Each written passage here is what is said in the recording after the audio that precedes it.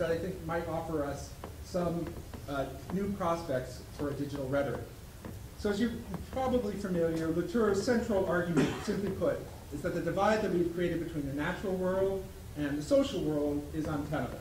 Right? To be sure, we have discussed materiality and material conditions, perhaps to no end, but almost always in the context of discourse and ideology.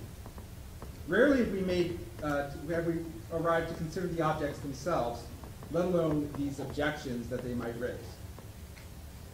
So though we have a growing interest in Latour in our field, I think it's important to note the ambivalent role of rhetoric in writing in his own work. In his well-known investigation of this modern split of the world into social and natural spaces, Latour often speaks of this division in terms of two kinds of representation: political representation in a social sphere and scientific representation in the description of the natural world. These are his two branches of government. As he writes, the representation of non-humans belongs to science, but science is not allowed to appeal to politics.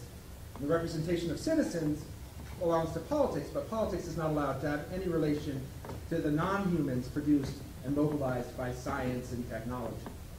And so rhetoric here, or more precisely symbolic behavior, stands in between. And he has this explanation of the role that that plays. He says, speaking subjects are transformed into so many fictions generated by meaning effects. As for the author, he is no longer anything but the artifact of his own writings. The objects spoken of become reality effects, gliding over the system or the surface of the writing. Everything becomes sign and sign system, architecture and cooking, fashion and mythology, politics, even the unconscious itself. So this post-structuralist linguistic turn, I think it's familiar language to us. I mean, this is from 20 years ago. I think we've all heard that kind of